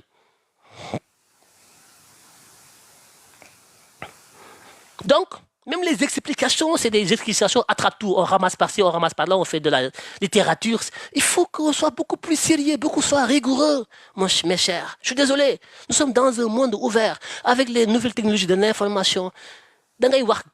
Ousmane Sonko donne ko wax. Vous devez m'accuser légui 2 minutes avant midi gars yi weddi ko. Parce que les gens sont des sachants. Les gens savent faire des recherches. La connaissance, elle est démocratisée maintenant, elle est partagée. Moi, des fois, je préfère me taire que de parler des choses. Donc,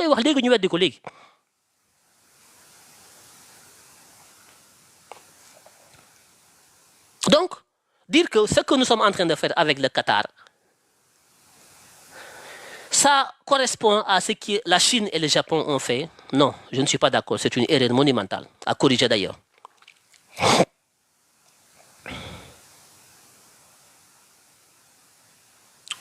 Prendre une décision que Macky Sall a signée avec son gouvernement et vouloir le mettre dans la vision 2050, la vision Sénégal 2050, fait que le fait Macky Sall bail, signe ko, mais doxalu ko depuis 2013-2014 fukki at boobu ba léegi mi ngi fi Macky bàyyi ko fi ba daanu ñun ñu jël ko di ko jéem a xaj-xajal ci biir suñu projet 2050 bi Ousmane Diomaye indi di ko fa jéem a dugal loolu mbokk yi loolu nu ngeen ko tuddee man comprendre uma quoi. Comprendre-moi.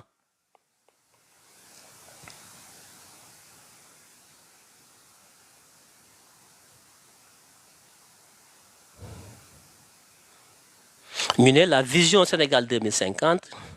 souligne que la souveraineté nationale passe par la capacité à mobiliser les ressources humaines compétentes et engagées. D'accord? Je suis d'accord. Vision Sénégal 2050,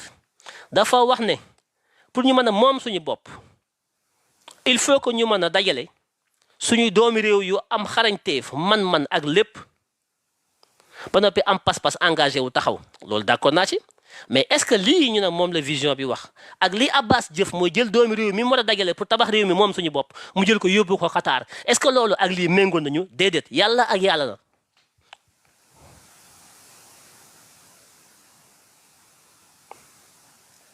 lu fi Macky Sall bàyyi ñu ne ci vision bi la bokk ci projet bi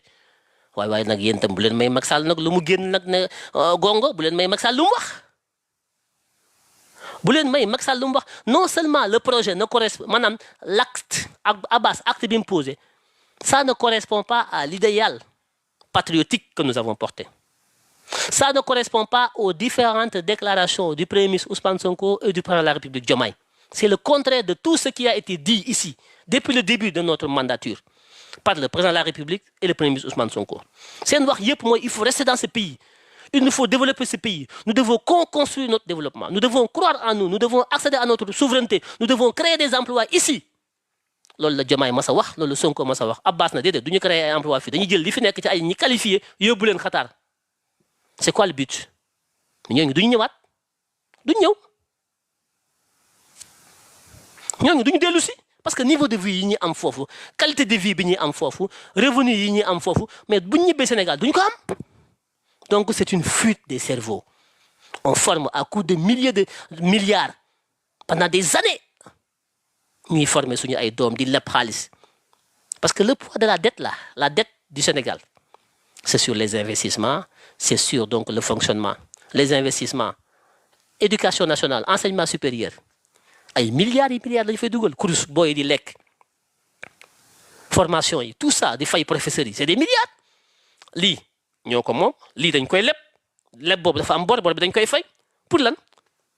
pour construire le moteur de tout développement, la qualification, l'expertise, la ressource humaine de qualité. La ressource humaine de qualité boobu nga xam ne ay milliards nga koy construire nga def ko ba am ko nga da nga koy jox naar yi mais naar yi am nañu ay milliards bu ñu bëggee ku leen tabaxal seen réew seen milliards yooyu nañ former seen doom yi wala ñu jur ay doom wala ñu jur ay machine mais ñun suñu doomi réew ñun Sonko Diomaye dañ ko soxla ñun dañoo soxla ñu qualifier ñun.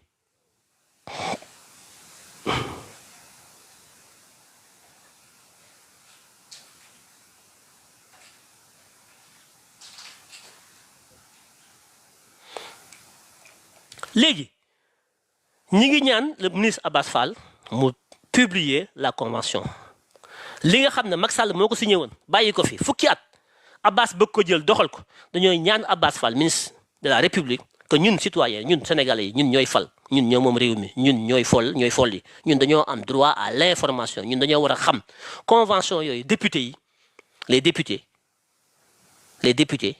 nañu demander à ce que la convention soit publiée sénégalais yi xam ku nekk xam lan moo nekk ci biir convention yi ça je le demande waaw parce que man j'ai un problème je suis choqué parce que li may xaar ak li ma jàpp ne mooy patriotisme li ma gëm ci Ousmane Sonko gëm ko ci Diomaye pour man mooy amul lu ñu war a génn ci réew mi muy dem au contraire dañoo am lu ñu war a jëggaani ci biti réew indi ko ci réew mi lépp lu baax ci àdduna bi nañ ko indi ci réew mi lépp lu baax ci réew mi nañ ko téye ci réew mi wulli ko tourné ko man loolu laa gëm na loolu la ma Diomaye jaay ak Ousmane Sonko man damaa gëm na loolu mooy projet bi su fekkee du loolu ñu wax ma ko quoi parce que lii Abass def man daf ma choqué man je m'attendais pas à ça di jël ay doomi réew di koy yóbbu bu dee sax ñi dem Espagne je peux le comprendre daggkatu soble buddikatu ñambi buddikatu pomme de terre ki wattukatu orange yooyu loolu laajul qualification loolu nañ buub booy làppato yi feccekatu màggal yeeg cant yeeg gàmm yi ak ndagar wala yi nañ leen buub def leen ci conteneur yóbbu leen Espagne tëj leen ñu watt pomme de terre yaag ñambi yaag pulloox yaag pataas yi bu ñu paree ñu fay leen takkaat leen indi leen Sénégal loolu sax d'accord naa ci ñooñu moom garaawul parce que amuñu benn qualification mais attention am réew du caaxaan ñi qualifié bu leen kenn bàyyi ñu dem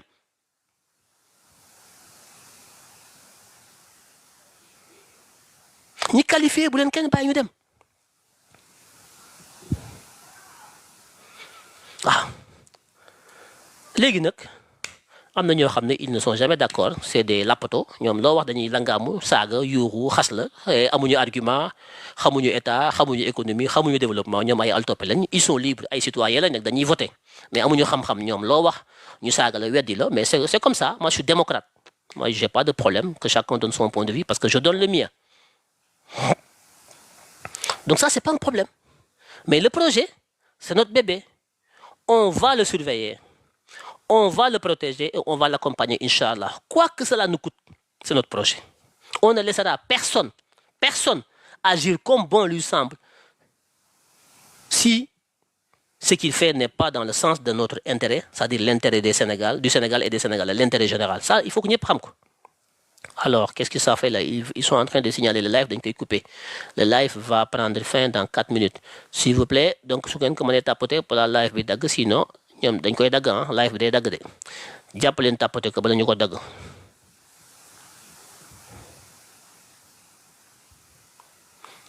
jàpp leen ko tàpp ko Donald Trump ngi falu barki démb da ngeen ko dégg mu naan Amérique dañuy dem fii dañuy dem fa moom waxul fa américain jëm de nee na Panama da koy nangu Alaska ca kaw xawma lan Groenland da koy jël moom xam nga ñun ñu nekk fii naan dañuy dem Qatar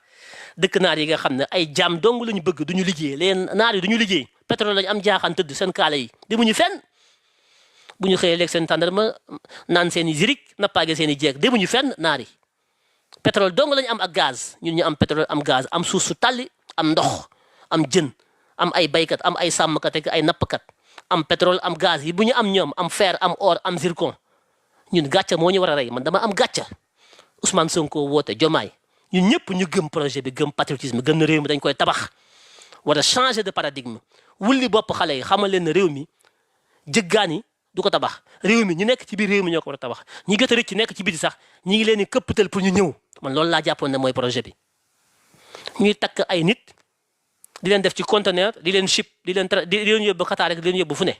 loolu mooy projet bi bu fekkee loolu mooy projet bi moom bay boo ñëpp jóg na ñëpp jóg bu ko kenn jéem a layal li parce que layuwul kenn mënu koo layal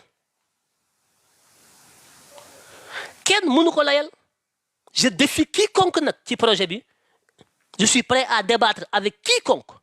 du projet de ce sujet là kenn mënu ko layal pare naa pour def débat ci ak ku bëgg argument contre argument lii du projet bi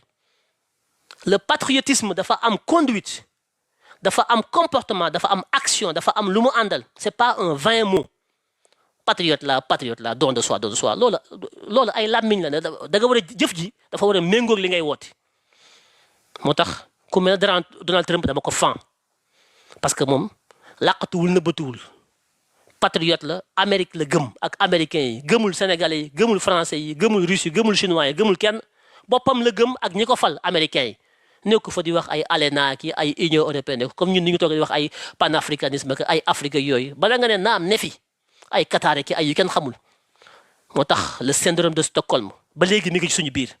ñun dese nañu lu bari parce que on n'a pas réussi à nous décoloniser et nous décomplexer c'est un problème psychologique un problème de mentalité et de complexe d'infériorité c'est scandaleux li may wax ni c'est psychique on a encore du pain sur la planche c'est extrêmement dangereux on a encore du travail et c'est décevant di dem ci dëkku naar yi ñu sol seen i kaala yor seen i milliards de dollars ci njëlee ci ay pétrole kese ak immobilier business tabax seenum réew ba seen réew taxaw seen koom-koom def développé wu nga ne yow da nga jël sa doomu réew di leen fa yóbbu ñu dem nekk ay esclave jamono boo xam ne yow sa doomu réew yooyu da nga leen soxla ay médecins dañ ko soxla ay ingénieurs informatiques dañ ko soxla ay logiciens dañ ko soxla réew mi lim ci am doyul on a un déficit ñu war a former ñu bari war a tabax réew mi am lépp Ousmane ak Diomaye war ko tabax ñu ko war a tabax ñu jël leen ñu ne yéen da ngeen di dem Qatar parce que boo ngeen demee Qatar da ngeen di am sécurité sociale dañ leen di déclarer kon Sénégal amul sécurité sociale Sénégal amul IPRES kon Sénégal amul droit yooyu quoi Sénégal moom dëkk làppato la quoi yooyu amu fa donc ku ko bëgg na nga dem Qatar quoi vous vous rendez compte ku bëgg daal donc sécurité sociale na nga génn Sénégal quoi mais Sénégal amul sécurité sociale Sénégal bi Diomaye si jiite ak Sonko loolu amu fa quoi c'est ça l'explication. Non, c'est pas l'idée que je me fais, moi, du projet. Je suis désolé. Et j'invite solennellement le ministre Abbas Fall, un ami que je connais très bien, même si je connais mais ça, c'est entre lui et moi. C'est pas important, parce que ça, c'est entre deux individus. Ça, c'est pas grave. Mais quand il s'agit de l'intérêt général, le Sénégal, ça, c'est autre chose. Ça, Abbas n'est pas mon ami, je le connais pas. Quand il s'agit de l'intérêt du Sénégal, j'ai pas d'amis. Voilà.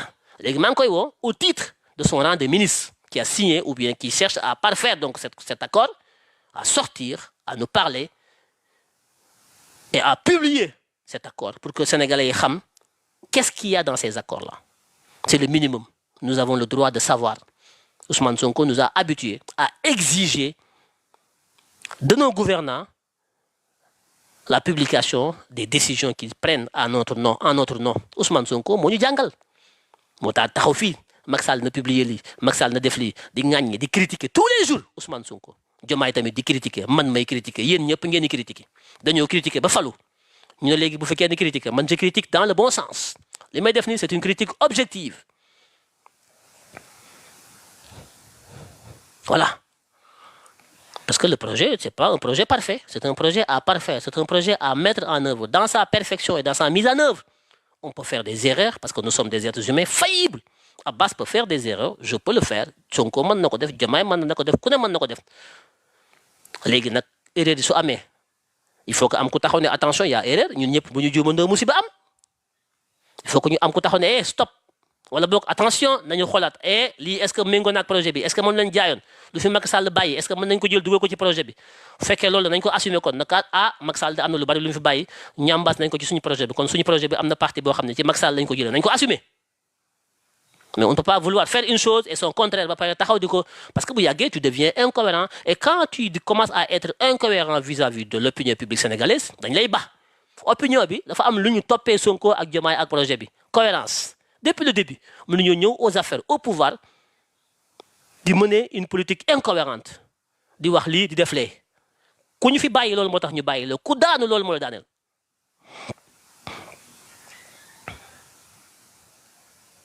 kon le ministre Abass Fall na ñëwaat sur cette affaire faire des séances d'explication sortir la convention ñu xam le contenu des accords sénégalais yi mën a apprécier parce que nous n'avons pas un régime comme les autres régimes de Macky Sall, de Wade ou tout ça. Non. Nous avons dit que ces régimes qui se sont succédés sont des régimes à fusiller. C'est Ousmane Sonko qui l'a dit. Léegi ñun ñu bëgg ñëw ñun di jël ay pratiques yoo xam ne ñoom ñoo ko doon def ñu bëgg ko def. Donc pourquoi il fallait les fusiller ces gens-là? Pourquoi on les a boutés dehors? C'est pour venir encore faire ce qu'ils faisaient, voire même pire. Man bokkuma ci. Sama loxo ci kaw duma ci bokk. Duma ci bokk. Du ma ci bokk. Waaw. Moi je suis ami à tout le monde. Je discute avec tout le monde. Mais dans l'intérêt du Sénégal. su ma demee ba gis ne li ngay def c'est pas dans l'intérêt du Sénégal intérêt du Sénégal nag moo ma gënal les amitiés moo ma gënal les copinages moo ma gënal les tout ça. kon pour tënk projet bi Abbas yeeg yëkkati mooy yóbbu Sénégalais yi qualifié yi Qatar du intérêt Sénégal mais intérêt Qatar la économiquement intérêt Qatar la sur le plan de l'emploi du ay emploi yu ñuy créer Sénégal yu bees parce que Qatar ñi muy jël day fekk ñu nekk ci seen liggéey nekk ay médecins ay ingénieurs am liggéey ba am expérience minimum 5 ans ñooñu la Qatar na man ñooñu laa soxla yéen ñiy dem États-Unis wala ngeen di dem France wala ngeen di dem faneen di ut ay visa de travail immigration travail yéen ñi nga xam ne jóge ngeen Sénégal ne da ngeen dem France liggéey wala Japon wala États-Unis ngeen dugal visa. am na ay visa de travail visa pour jóge sa réew dem ci beneen réew liggéey am na visa yooyu bu ngeen koy demandé ngeen dem xool critères yi Amérique du jël ko amul xam-xam soxlawu ko France soxlawul ko amul xam-xam ko amul expérience Japon kenn soxlawu ko Qatar dañu nekk ci niveau yooyu de développement ñoom tamit ils aspirent à être une très grande puissance dañu am gaz utiliser seen gaz nationaliser ko moomee ko seen bopp ba tabax ci ay milliers de milliards de dollars li ñu am ci réserve moo am dañu am un fonds souverain qatari ay milliers de milliards de dollars moo fa nekk de réserve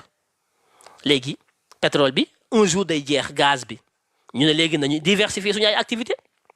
dugg dans l'immobilier def des fonds de pension dugg dans des fonds de pension pour fluctuer ce fonds mu nekk un fonds souverain stratégique ñu koy dugal dans des secteurs stratégiques pour avoir de l'influence diplomatique dans le monde économique dem Europe di jënd ay sociétés di nekk dans des clubs de foot di jënd ay hôtels di participer dans le capital de grandes sociétés de pointe à travers le monde aux États-Unis comme en France partout un petit pays comme le Qatar mais ñuy anticiper seen développement ëllëg boo xam ne du sukkandiku ci gaz bi li ñu am ci xaalis ñu mën ko diversifier seen ay activités économiques moo tax ñu soxla les ressources humaines de qualité à travers le monde signé wuñu ko ak Sénégal accord yi du Sénégal lañ ko signé nañ ko ak ay dëkk yu bari dëkk yëpp dañuy xool ñi fa gën a qualifié ñu tonni leen crème boo wayaleem soow wayal soow ba soow mi way dax ba ca kaw dax ba la Qatar ñëw tonni ko bàyyi la ak soow meeg nëxit mi ci suuf kat dax ba lay tonni loolu est-ce que mbokk yi est-ce que loolu mooy patriotisme est-ce que loolu mooy jubal jubante est-ce que loolu mooy tabax Sénégal woyal sam soow ba soow mi woy la ca kaw di dax ba niin batt nga xam ne mën nga koo naan mën nga cee diwu mën nga cee defaru dax mën nga cee def beurre mën nga cee def lu ne moom la Qatar ñëw tonni ko yóbbu ko bàyyi la fa ak soow mi loolu man ànduma ci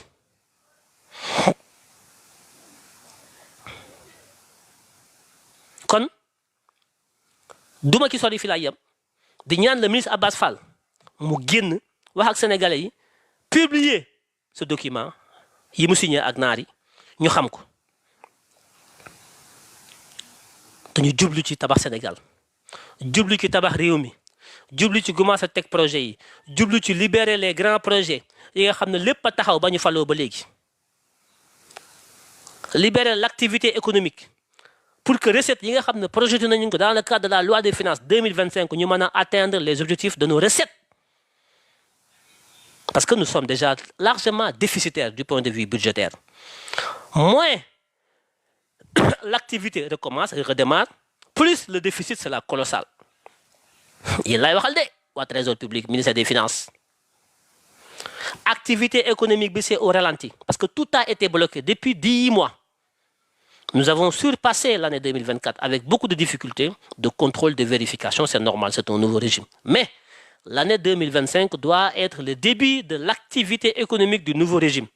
Il faut relancer l'activité économique, permettre aux Sénégalais d'avoir accès aux revenus, de pouvoir donc libérer les grands chantiers, de façon à ce que l'activité redémarre, que les gens aient des revenus, qu'ils puissent vivre convenablement, que la consommation reprenne, que tout se passe comme il faut pour pouvoir escompter les recettes, les taxes. Les gens qui ñoo war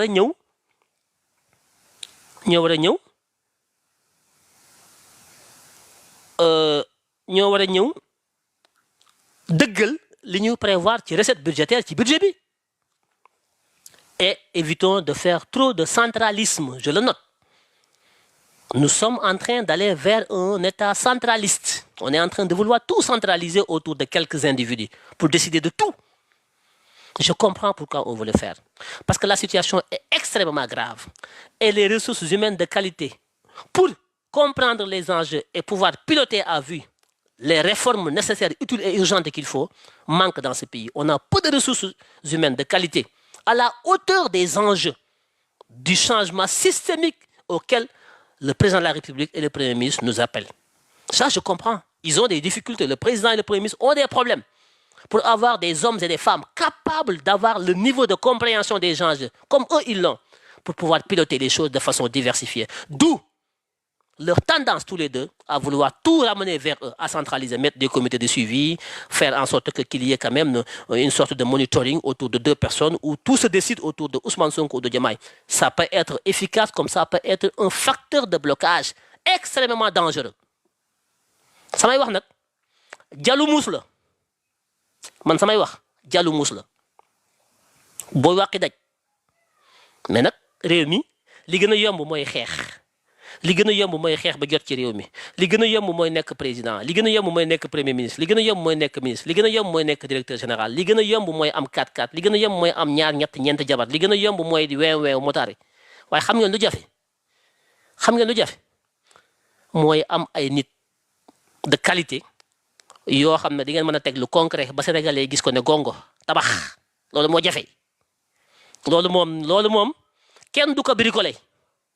fexe ba teg fi dara ba sénégalais gis ko muy lu concret looloo jafe waaye leneen lu dul loolu mën naa nekk xeex mën naa nekk fallu mën naa nekk ndomba tàng mën naa nekk 4-4 mën naa nekk titre mën naa nekk lépp loolu yomb na loolu xeex a koy maye waaye tabax lu ne concret lu sénégalais yi mën a dugal seen loxo génn def seen poste looloo jafe voilà sur ce gëj nañoo déggante waaye je vous donne rendez-vous très bientôt parce que maintenant voilà j'ai plus le temps à chaque fois de sortir de parler mais ce sujet me tenait particulièrement à cœur. Parce que su ma gisee ce qui se passe dans le monde tous les pays se replient sur eux-mêmes kenn ku ne yaa ngi xeex pour mën a développer pour taxaw pour être demain au rendez-vous de ces grandes puissances. Le Qatar est dans cette logique. Tous les grands pays. Ousmane Sonko nous a ouvert les yeux ainsi que Diomaye pour qu'on soit plus ambitieux, qu'on soit plus en adéquation avec les exigences du monde aujourd'hui. Un monde de compétitivité, un monde de compétition, un monde cruel, un monde de méchanceté, un monde où on ne fait du cadeau à personne. Je pensais que nous, on avait compris que le monde est un monde cruel, que nous avons intérêt à être ensemble, à économiser nos ressources humaines de qualité, à les garder jalousement et à essayer de les renforcer par l'éducation, la formation, l'investissement dans la formation des ressources humaines de qualité. Moi, j'étais pour ça. Et je suis toujours pour ça. Et d'ailleurs, je l'ai toujours dit, on ne peut pas développer ce pays sans la diaspora. Le Sénégal regorge de ressources de qualité, mais immenses dans la diaspora. Mais j'ai l'impression que la diaspora a toujours été le parent pauvre de tous les régimes qui sont succédés. De Senghor à Diomaye, la diaspora est le parent pauvre de tous les régimes. Et pourtant, la diaspora a été dans tous les combats. Tous les combats, la diaspora y a été, avec des contributions immenses sur le plan technique, sur le plan de l'expertise, sur le plan financier, sur le plan de la mobilisation, de l'engagement. Tout, la diaspora a tout donné. Mais, à chaque fois, on néglige. On m'a annoncé des chiffres avant-hier que la diaspora a envoyé 1800 milliards dans l'économie sénégalaise en 2023. Ça, c'est 50% de ce que la diaspora envoie. La diaspora envoie plus de 3500 milliards, 4000 milliards par année au Sénégal. Le premier bailleur de fonds du Sénégal, ce n'est pas les Occidentaux, ce n'est pas FMI ou la Banque mondiale, c'est la diaspora. Mais pour vous dire que les autorités actuelles, comme celles d'hier, n'ont jamais eu de considération pour la diaspora. Le secrétaire d'État chargé des Sénégalais de l'extérieur a un petit budget de je ne sais pas combien de milliards, moins de 5 milliards. C'est un tout petit ministère de rien du tout qui n'a aucun pouvoir. Alors que le premier ministère du Sénégal devait être le ministère en charge des Sénégalais de la diaspora. Parce que la capacité de mobilisation des ressources humaines de qualité de la diaspora, la capacité de mobilisation des ressources financières de la diaspora est le premier facteur de développement du Sénégal. Mais pour vous dire que nous sommes toujours habités par le syndrome de Stockholm. Les ëpp solo du Sénégal moom la ñuy falu di négliger mooy les Sénégalais de la diaspora, leur expertise, leur savoir-faire, leur patriotisme, leur capacité à mobiliser financièrement des milliers de milliards pour construire ce pays-là. On préfère aller à la Banque mondiale, emprunter à gauche, à droite, ay mazar ak yu kenn xamul. Mais on n'a pas la volonté ferme de mobiliser les ambassades, les consuls au service de l'organisation et de la mobilisation des ressources humaines de qualité et financières de la diaspora sénégalaise, qui est le premier levier de financement de nos développements. Mais ce n'est pas la priorité de Diomaye ni d'Ousmane Sonko. Diaspora bi intéressé wu leen. Ça n'a pas été la priorité de Macky Sall, encore moins Wade ou Diouf ou qui que ce soit. La diaspora est un vivier qu'il faut puiser. Aujourd'hui, la crise qu'il y a dans ce pays, il n'y a pas d'argent, il n'y a pas, les niveaux de vie est cher, dund bi dafa cher, xaalis amul. Démb laa def benn sondage sama mur Facebook. Kenn ku nekk ñaata nga yónnee Sénégal. Gaa yaa ngi yónnee am na ñoo xam ne bañ leen falee ba léegi fayi googuñu amaguñ salaire. Il n'y a pas d'argent dans ce pays. Il n'y a pas d'argent. Parce que ñi fi jógee lépp lañ yàq. Ils ont pillé le pays est à sec. Les diaspora bi mooy dundal Sénégal bu diaspora bi téewoon son loxo 1 mois Diomaye day wàcc. Billahi wallahi bu diaspora bi toogoon 1 mois ñëpp ñu yónnee wuñu dañuy Sénégal dañuy génn xeex ak Diomaye. Diaspora bi moo yor Sénégal mais faale wuñu leen. Léegi nag diaspora bi dañu sonn dañu fatigué. Ils ont été puisés. Nous devons cotiser, nous devons faire, nous devons financer parti bi fallu na les diaspora bi ñoy continuer ñoy financer famille ñoy financer ngenté yi gam yi tiant yi feebar yi ordonnance yi dépenses yi lépp ñoko joxe la diaspora dañoo dé dañoo sonn su Sénégal amé jamm diaspora bi motax régime bu fi tok di dem ak di wew ak ay motard c'est parce que diaspora bi ñom ñoo taxaw fi état waron taxaw fexé ba créer les conditions d'accès à l'emploi à la formation et permettre aux Sénégalais d'avoir l'emploi et le revenu pour pouvoir vivre amuñu ko kër go dugg diaspora bi ko yor ñoo tax ci ni di fa tàkk te ñoom pouvoir bi amuñu benn considération ci diaspora bi ministère bi ñu leen utal sax c'est un petit du sax ministère secrétaire d'État le premier ministère du gouvernement dans des pays comme le Maroc ou autre dama ngeen xool ñoom ministère bi ñu am dédié à la diaspora voilà des pays qui ont de l'ambition naka ngay amee ñi gën ci saw askan naka nga amee ñi dàq liggéey ci sa askan naka ngay amee ñi ëpp xam-xam ci sa askan naka nga amee ñi ëpp ay moyens ci sa askan muy diaspora bi nga xam ne boo dañoo ànd ak yow nga mobiliser leen jox leen seen gëdd toog ak ñoom recevoir leen wax ak ñoom jël service état yëpp mettre ko à leur disposition ñu waxtaan juboo teg ay mécanismes de mobilisation de l'épargne de la diaspora loolu buñ ko amee soxlawuñu banque mondiale soxlawuñu FMI mais yittelu leen sax duñ sax wax ça les arrange pas mais nag bismillah mi ngi suñu kanam yàggatul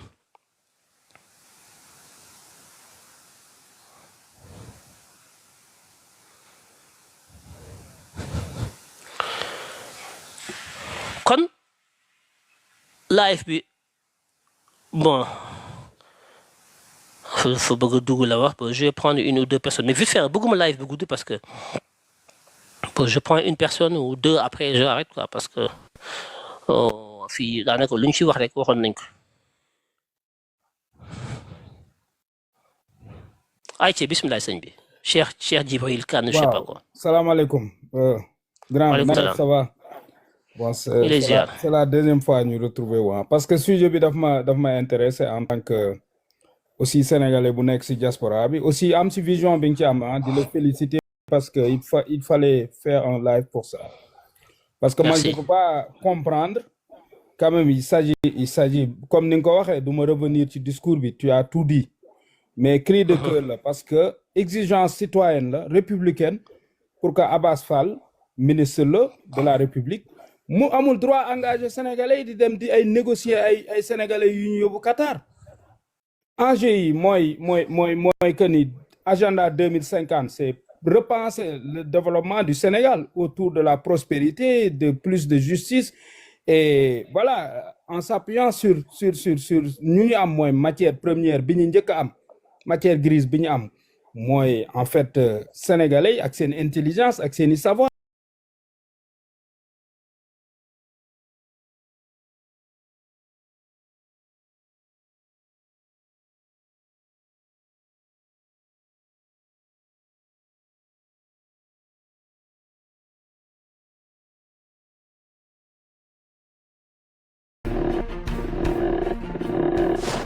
Yes. Nice. loolu problème yi yëpp gis nañ ko waaye tamit am na sànq wax na ko Steve nee na boo demee ci ñaay bi dañuy bay soble yeeg pomme de terre yeeg carottes yi ñuy bay pesticide bu bari lañ fay sotti mu duuf génn ñu yëndi ko marché jaay ko Dakar. xanaa pour ñu mën a continuer liñ doon def fii quoi.